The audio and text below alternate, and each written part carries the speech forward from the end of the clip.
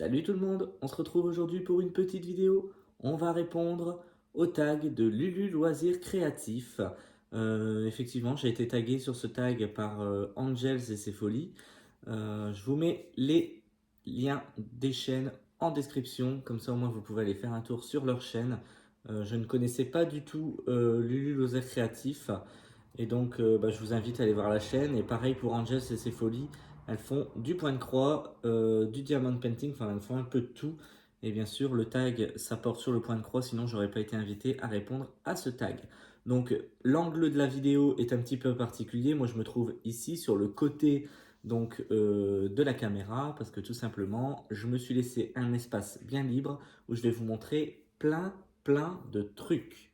Donc c'est parti, on va commencer tout de suite avec la première question qui est: comment as-tu connu le point de croix?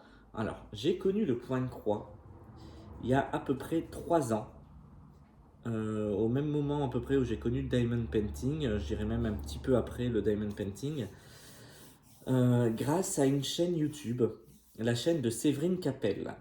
Alors, je ne sais pas si tout le monde la connaît, sa chaîne YouTube, mais c'est une youtubeuse qui fait du tricot, du point de croix, du crochet, enfin plein de trucs en rapport avec des travaux d'aiguille.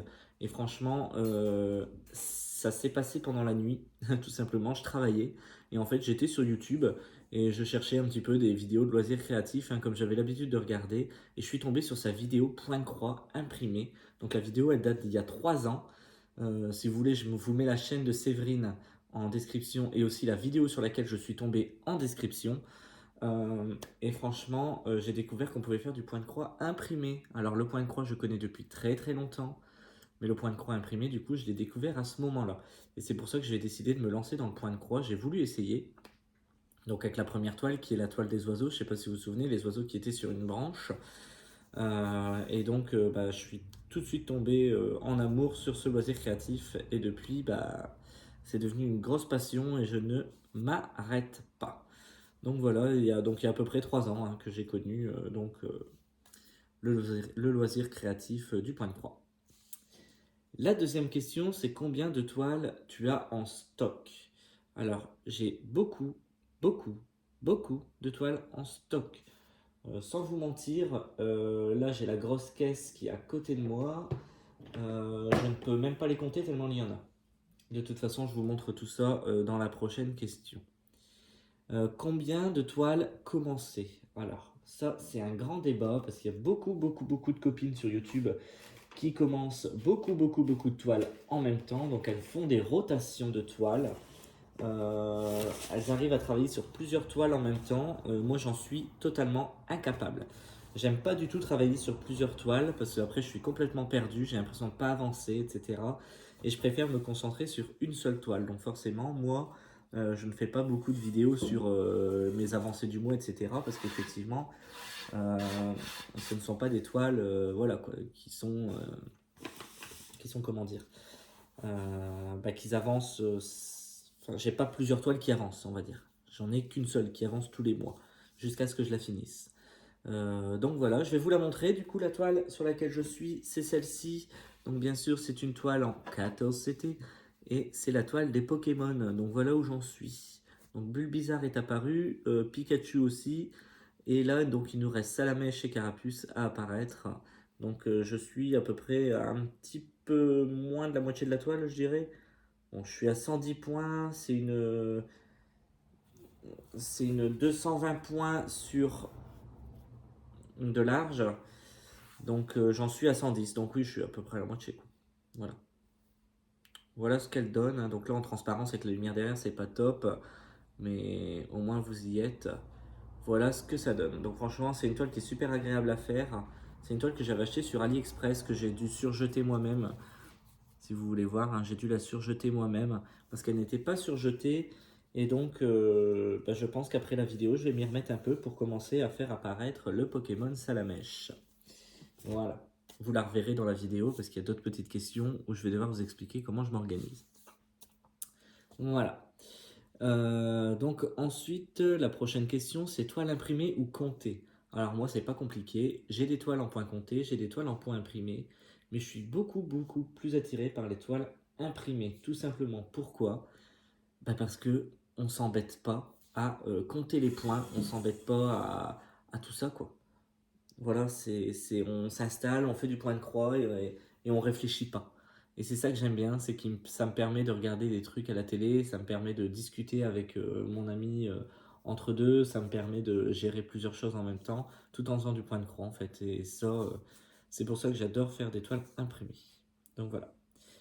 La prochaine question, c'est quel genre de toile t'attire? Et ben en fait, figurez-vous que j'ai pas du tout de genre de toile qui m'attire. Euh, Tout simplement pour la simple et bonne raison que moi je fonctionne au coup de cœur. Donc c'est-à-dire que je ne m'embête pas à savoir quelle toile vraiment j'aimerais faire absolument. Non, je parcours les sites et dès qu'il y en a une qui me plaît, bah, je me lance ou alors je la mets de côté pour mon partenaire en attendant qu'il me le propose, etc. Et donc franchement, je ne m'embête pas avec tout ça. Tout en sachant que j'en ai énormément, énormément. Donc forcément, j'ai beaucoup de coups de cœur. Donc voilà.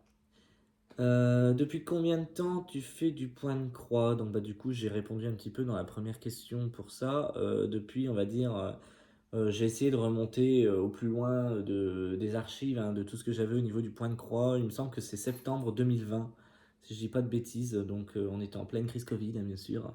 Donc il me semble que c'est à partir de ce moment-là que je fais du point de croix imprimé. Alors, vendeur ou boutique chouchou? Alors, il y a un truc avec cette question, il faut bien faire la différence entre vendeur et boutique. Un vendeur, c'est par exemple le vendeur. Attendez, je vais vous prendre. Là, il y a une page de garde qui fonctionne. Voilà. Par exemple, en vendeur, vous avez le vendeur Joy Sunday. Voilà. Ça, c'est un vendeur. Ensuite, on peut avoir comme vendeur, si je vous trouve une autre toile, alors celle-là, je vais la mettre de côté parce que j'en ai avoir besoin. On peut avoir un vendeur. J'essaie de vous trouver un kit d'un autre vendeur qui est assez connu. Bah, par exemple, celui-ci. Le vendeur comme ça. Ça, c'est un vendeur sur AliExpress. Voilà. Ensuite, on a le vendeur, par exemple, comme on l'appelle à chaque fois. Excusez-moi, parce que je cafouille un peu en même temps dans ma caisse. On peut aussi avoir le vendeur, par exemple,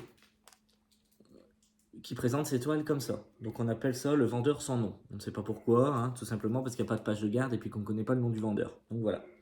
Donc il faut bien faire la différence entre ces trois vendeurs-là et les boutiques qui les vendent. Donc les boutiques qui les vendent, ça peut être VIP Cross Stitch, Everyday Deal, Fancel, toutes ces boutiques qui nous proposent des partenariats au jour le jour. Il faut savoir que ce sont des boutiques qui achètent les kits aux vendeurs et qui les revendent sur leur site, sur leur boutique. Donc il faut bien faire la différence entre la boutique et le vendeur. Donc en ce qui concerne la question, pour moi, le vendeur chouchou, bien sûr, ça restera Joy Sunday. Ça, c'est clair et net. Les kits, ils sont super, ils sont géniaux, super bien imprimés, toujours beaucoup plus de fils, très bien présentés, les pochettes zip, etc. C'est vraiment mes vendeurs, enfin mon vendeur chouchou. Et ma boutique chouchou, bien sûr, bah, c'est la boutique avec laquelle j'ai fait le plus de partenariats. Bien sûr, donc bah, vous le savez, hein, c'est VIP Cross Stitch. J'adore ce site parce que c'est un site qui est dédié exclusivement au point de croix. Ils ne font rien d'autre.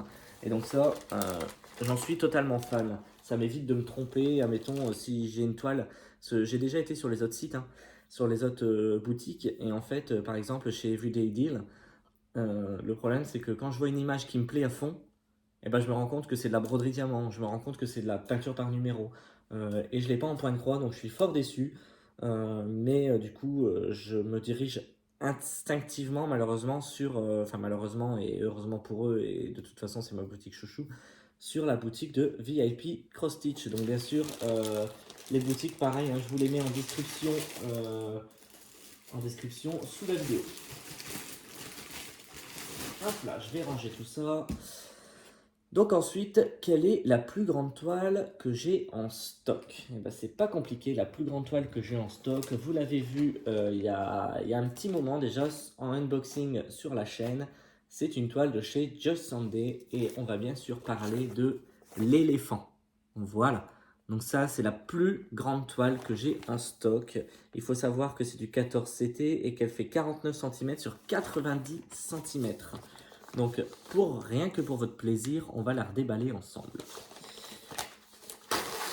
Hop là, comme ça vous évitera de chercher la vidéo unboxing.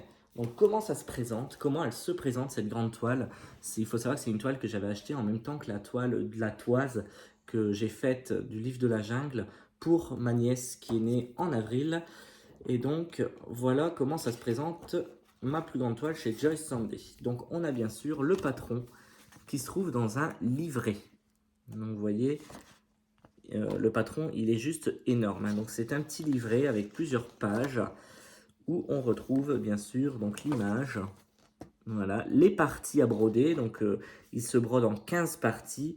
Et le nombre de couleurs. Donc, en sachant qu'ici, on a 42 couleurs. Le jour où je vais le commencer, ça va être avec une organisation de malades. Bien sûr, dans ce kit, on a tout ce qu'il faut pour le broder, donc c'est-à-dire qu'on a tous les fils.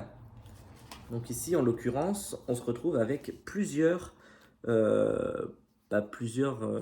réglettes de fils avec le nombre des couleurs, etc. Et tous les fils dont vous avez besoin. Donc vous voyez, je passe vite fait, hein, parce que si vous voulez voir plus en détail, il faut aller sur la vidéo. Mais voilà comment ça se présente. Donc j'ai 3 réglettes en tout de fils. Et ensuite, nous avons bien sûr la toile. Donc la toile, je vais vous la déplier. Vous allez comprendre pourquoi c'est ma plus grande toile que j'ai en stock. Hop, voilà. Donc elle est encore plus grande que la toile de l'arbre des saisons que j'ai en ma possession aussi en imprimé. Donc voilà ce que ça donne en imprimé. Donc elle est vraiment énorme. Et cette toile-là, je l'ai achetée, hein, je ne l'ai pas eu en partenariat, je l'ai bien achetée. J'ai dû l'acheter une bonne vingtaine d'euros quand même. Et c'est une toile que j'ai achetée sur VIP Cross Stitch, bien sûr. Parce que comme vous savez que je suis fan de VIP Cross Stitch. Et je l'ai acheté sur VIP Cross Stitch parce qu'en fait, mon frère jumeau, il l'a en affiche. Quand on rentre chez lui, quand on regarde tout au loin, on arrive sur le mur qui délimite la salle de bain de la cuisine chez mon frère jumeau, hein, pour vous situer un petit peu. Et en fait, figurez-vous qu'il l'a en affiche sur ce mur encadré. Et l'affiche, dès que je l'ai vue, j'en suis tombé fou amoureux. Et je me suis dit, si un jour je trouve ce motif en point de croix, bah alors je l'achète direct. Et donc, quand je l'ai trouvé en point de croix, bien sûr, je l'ai appelé tout de suite. Hein, je lui ai dit, regarde ce que j'ai trouvé en point de croix. Bon, lui, il s'en fout un peu, parce que c'est pas du tout son kiff, le point de croix. Et donc, dès que je l'ai trouvé, je lui ai dit, regarde ce que j'ai trouvé. Et puis, il m'a dit, bah vas-y, fonce. Il dit, si tu peux le faire en point de croix, je suis sûr que ça va être top, quoi. Et donc, bah voilà, depuis, elle est en attente, hein, parce que, bien sûr, j'ai beaucoup de projets. De toute façon, c'est une toile qui va me prendre énormément de temps. Donc, voilà, en ce qui concerne ma plus grande toile de ma collection. D'ailleurs, ça me fait rire parce que je dis mon frère s'en fout du point de croix, mais c'est pas qu'il s'en fout, c'est que de temps en temps il regarde mes vidéos et un jour il a acheté un diamond painting avec un éléphant, justement, parce qu'il faut savoir que mon frère jumeau adore les éléphants. Et il était tombé sur une de mes vidéos où je disais qu'il fallait tremper la toile de point de croix dans l'eau pour enlever les motifs. Et en fait, lui, il a confondu point de croix et diamond painting, et donc il a trempé sa toile de diamond painting une fois finie, donc c'est sa copine qui l'a faite. Et ils l'ont trempé dans la baignoire pour faire disparaître les motifs. Et ensuite, il m'appelle un jour et puis il me dit, mais Kevin, c'est bizarre, tous les diamants ils se barrent, etc. Tu m'as dit qu'il fallait la tremper dans la toile. J'ai regardé tes vidéos YouTube. Je lui dis, mais non, Marvin, je t'ai jamais dit ça. Je dis, là, je parlais du point de croix. Je parlais pas du diamond painting. Donc voilà, petite anecdote. Hein, je crois que je l'avais déjà raconté dans un vlog. Mais voilà, c'est une petite histoire qui me fait bien rire parce que à chaque fois que j'y repense, je rigole à chaque fois. Et voilà. Donc ensuite, qu'est-ce que je fais des toiles finies? Donc les toiles finies, très souvent, je les offre. Il faut savoir que j'en affiche très peu chez moi. Il y en a quelques-unes dans le bac qui seront affichées à la maison, mais la plupart des toiles que j'ai terminées, je les offre. La Reine des Neiges, je l'ai offert. Le Renard, je l'ai offert. La toise du livre de la jungle, je l'ai offerte. Le petit éléphant qui est tenu dans la main, je l'ai offerte. Le chat tous les couleurs est encore à la maison, mais j'attends de savoir à qui je vais pouvoir filer ça. Enfin bref, il faut savoir que toutes les toiles, je les offre. La seule toile que j'offrirai jamais, c'est la toute première que j'ai faite. Parce que bah, quand on regarde le travail que je fais aujourd'hui par rapport au travail que je faisais avant, c'est totalement différent. Donc voilà. Donc c'est une toile qui ne me satisfait pas au niveau du rendu final parce que je n'ai pas suivi le point de arrière, etc. Et donc elle est jolie, hein, mais c'est pas une toile que je pourrais offrir. Voilà. Ensuite, est-ce que je préfère le 14 ou le 11 CT? Alors moi je suis un garçon qui a commencé avec du 11 CT. Et un jour je me suis dit, tiens, pourquoi pas tester le 14 CT? Parce que le 14 CT, c'est vrai que c'est un rendu un petit peu plus fin, les toiles sont plus petites, les trous sont plus petits aussi. Donc voilà, je me suis dit ça aura un rendu un petit peu plus joli. Et franchement, bien aujourd'hui, je peux vous dire que j'adore les deux. J'aime autant faire du 11 CT que du 14 CT.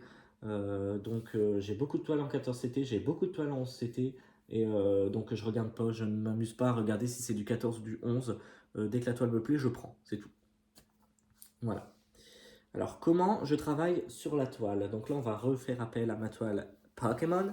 Donc pour cette toile, parce que ça dépend le genre de toile que je travaille, pour cette toile, j'ai décidé de travailler Pokémon par Pokémon. Donc c'est-à-dire que je me suis délimité une zone bien précise. Donc j'ai commencé par faire donc, en haut à gauche et j'ai fait par ligne. Donc j'ai fait tout le Bulbizarre, ligne par ligne. Ensuite je suis remonté en haut à gauche et puis j'ai fait tout le Pikachu, jusqu'en bas. Donc là bien sûr pour le Salamèche, je vais monter en haut à gauche et je vais faire tout le Salamèche, ligne par ligne. Et ensuite je finirai par finir la toile avec tout le Carapuce. Donc voilà comment je me suis organisé sur cette toile. Sinon sur certaines toiles, moi je brode toujours carré par carré. Voilà. Et tout en sachant que je fais des diagonales. Voilà, ça c'est très important, je travaille en diagonale et carré par carré. Il n'y a que sur cette toile, comme il y a 4 personnages, je me suis dit je vais faire Pokémon par Pokémon. Et puis je ne vais pas m'embêter à faire de la diagonale. Et il faut savoir que moi, comment je m'organise pour travailler sur la toile, c'est un peu particulier parce que des gens n'aiment pas broder avec ce qu'on appelle les cercles à broder, mais moi je l'installe toujours sur un petit cercle à broder, surtout en bois, pas en plastique, parce qu'en plastique il y a la rainure et ça me gave, j'arrive jamais à les installer, et donc c'est pour ça que je suis passé au cercle en brodé en bois. Donc ne me demandez pas si c'est du bambou ou si c'est du bois tout simple, j'en sais fiche rien. C'est des cercles à broder que j'ai achetés à Cultura, tout simplement, avec un pass culture. Donc je ne les ai pas payés très cher et donc j'en ai 3 en ma possession de cette taille là. Et je vais en commander sûrement des plus petits parce que je me rends compte que sur certaines toiles j'aimerais bien travailler avec des cerceaux à broder plus petits. Voilà. La prochaine question, comment t'organises-tu pour tes fils? Alors pour mes fils, c'est pas compliqué. Moi je m'organise avec un petit objet très très pratique. Voilà, qui s'appelle un organisateur de fils. Alors voilà comment ça se présente, un organisateur de fils. Donc c'est un petit objet en plastique avec de la mousse ici sur l'extérieur, ici et ici à l'intérieur. Et donc normalement c'est un objet pour ranger vos fils. Vous prenez vos fils, vous le passez là-dedans et vous venez tirer pour les bloquer. Ça vous évite d'avoir les réglettes en carton. Moi, je ne les utilise pas dans ce sens, je les utilise en préparation d'aiguillés. Donc en fait, à chaque projet, je sors, par exemple là c'est un projet qui contient 32 couleurs, donc je sors 32 aiguilles et je prépare mes 32 aiguillés avec toutes mes couleurs. Voilà. Donc forcément, il y a les fils qui pendent, il y a les aiguilles, il y a tout, hein. Et donc ça, je le range sur mon petit truc que j'ai sur mon bras de canapé et ça reste là tout le temps, tout le temps, tout le temps, jusqu'à ce que je finisse la toile. Moi, j'ai l'avantage de ne pas avoir d'enfant, donc je peux tout laisser traîner, il n'y a personne qui touche. Et j'ai de la chance d'avoir un chien qui ne touche à rien. C'est-à-dire que je peux laisser traîner n'importe quoi dans mon canapé, il n'y touche pas. Donc voilà, donc c'est un avantage. Et ensuite, du coup, comme mes aiguillés sont préparés là-dessus, d'ailleurs on le voit passer là depuis tout à l'heure, le petit équel. Et bien sûr, comme les aiguillés sont prêts là-dessus, je m'organise avec ceci. Donc je prends une réglette soit en carton que j'ai déjà dans les kits. Là en l'occurrence sur ce projet, tout est arrivé en écheveau, donc c'est moi qui ai dû préparer ma réglette. Et donc j'ai pris une réglette que j'avais eue en partenariat chez VIP Cross Stitch en bois, donc avec les numéros, et ça tombe bien parce que j'avais exactement le nombre de couleurs disponibles sur la réglette que sur le projet. Et donc voilà comment je m'organise. Donc je prépare mes fils là-dessus, je prends à chaque fois et au fur et à mesure je tire un fil et puis je remets sur mon aiguille et puis c'est parti, je remets mon aiguille, je change de couleur, je rebrode, etc. etc. Donc voilà comment je m'organise avec mes fils pour mes projets. Ensuite, qu'est-ce que je fais des fils une fois le projet terminé? Eh bien c'est pas compliqué, ne bougez pas, je vais vous chercher et je vais vous montrer ce que je fais. Une fois que les projets sont terminés, hop,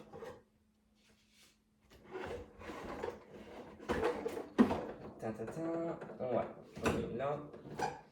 Voilà. Une fois que les projets sont terminés, je prends mon restant de fil et je viens faire des petites étiquettes. Comme ceci par exemple. Donc ça c'est directement avec une étiquette faite avec une réglette en carton. Et donc je m'embête pas. Je sais que c'est du 310 parce que c'est du noir. C'est pour ça que j'ai pas écrit le code DMC derrière, mais j'en ai plein d'autres où j'ai écrit le code DMC. Et donc voilà comment je les range. Ça c'est mon restant de fil. Et donc je les garde et je les mets dans ma travailleuse avec toutes mes échevettes que j'ai en plus au cas où. S'il me manque une couleur, et ben, j'ai plus qu'à aller chercher là-dedans. Et puis bah, je farfouille. Hein, ça, hein, quand on est malin, on trouve de tout, comme dirait un certain magasin. Et puis ensuite, dès que j'ai trouvé ma couleur, et ben, c'est reparti, je recommence à broder. C'est très très rare que je vais dans ma travailleuse parce que dans beaucoup de kits que vous achetez de point de croix, si vous gérez bien vos fils, il vous en reste souvent à la fin. Donc voilà. Donc ensuite, comment je stocke l'étoile après donc réception? Et ben c'est pas compliqué. Je vais pousser ça et je vais vous montrer. Attention les yeux, parce que là, je vais sortir les muscles.